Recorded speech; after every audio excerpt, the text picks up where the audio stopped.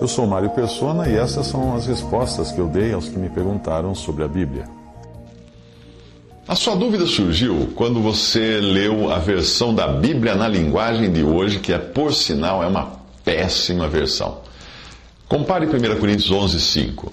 E se uma mulher não cobre a cabeça quando ora ou anuncia a mensagem de Deus nas reuniões de adoração, ela está ofendendo a honra do seu marido. Nesse caso, não há nenhuma diferença entre ela e a mulher que tem a cabeça rapada. Isso está na Bíblia na linguagem de hoje, que é essa Bíblia moderna que você citou, 1 Coríntios 11:5.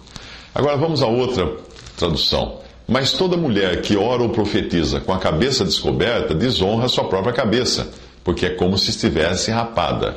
Essa está na Almeida, Revista e Corrigida. Eu acredito que você não encontrará em nenhuma outra versão a expressão nas reuniões de adoração que foi inserida na Bíblia na linguagem de hoje, e muito menos essa quantidade de texto que aparece aí no trecho na Bíblia da linguagem de hoje, que foi inserida com a clara intenção, não de traduzir, mas de tentar explicar a passagem segundo o entendimento do tradutor. Por isso que essa linguagem de hoje é ruim, é péssima, porque não é o texto bíblico traduzido, é a opinião do tradutor. Não existe discrepância entre 1 Coríntios 11 e 1 Coríntios 14, quando você lê numa versão confiável. Embora no capítulo 11 fale da mulher orar e profetizar, e o versículo original não fala que é na igreja ou na assembleia, e no capítulo 14 proíba a mulher de falar ou profetizar nas reuniões da assembleia, o sentido da passagem é aquele mesmo que você leu no livro A Ordem de Deus, de Bruce Anstey. Ou seja, 1 Coríntios 11 fala do geral, e 1 Coríntios 14 fala do particular. Por exemplo, a velocidade máxima nas estradas brasileiras é de 120 km por hora, a menos que existam placas com limites menores. Nós podemos estacionar em qualquer lugar da cidade, a menos que existam placas nas ruas onde seja proibido estacionar. Assim é em relação a essas passagens. Quanto à Bíblia na linguagem de hoje, ou o Novo Testamento na linguagem de hoje, que é tão ruim um quanto o outro, não é uma tradução da Bíblia, mas é uma paráfrase para leitores com vocabulário limitado. A ideia por trás desse projeto, que começou em inglês, era de publicar uma Bíblia acessível a quem tivesse um vocabulário bem pobre.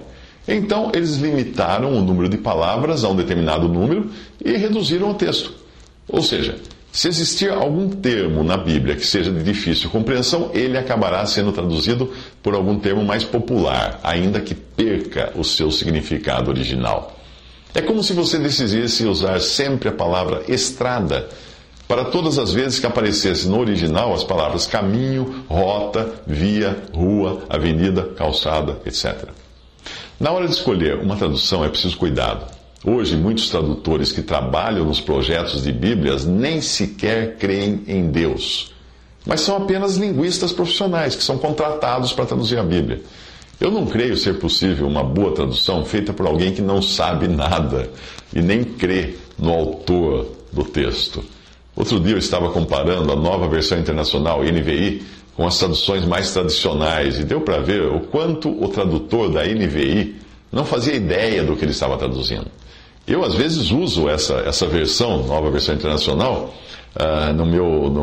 nas minhas mensagens do Evangelho em 3 minutos, por ela ser mais fácil da linguagem moderna de se falar hoje. Mas quando eu percebo que ela foge do sentido da tradução Almeida, Revista e Corrigida, ou Almeida, Revista Atualizada, eu adapto para ficar igual à Revista Corrigida ou a Revista Atualizada, que são muito mais confiáveis.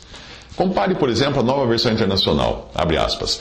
A cidade era quadrangular, de comprimento e largura iguais. Ele mediu a cidade com a vara, tinha 2.200 quilômetros de comprimento e largura e altura eram iguais ao comprimento. Ele mediu a muralha e deu 65 metros de espessura, segundo a medida humana que o anjo estava usando. Isso aí está na versão, nova versão internacional, NVI.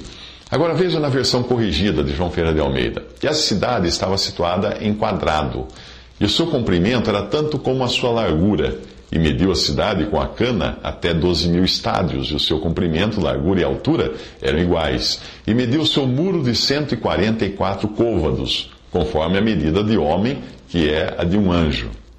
Em Apocalipse 21, versículos 16 a 17, o tradutor da Nova Versão Internacional converteu as medidas para o sistema métrico. Mas no original não são as medidas que importam tanto, e sim os números que elas representam, que são os números 12 e 144. Esses números devem seguir o padrão de todo o capítulo e de todo o ensino da Bíblia, onde 12 é o número do governo perfeito e bem estabelecido, e 144 é um múltiplo de 12. Percebe que quando eles converteram essas medidas, perderam o sentido do texto.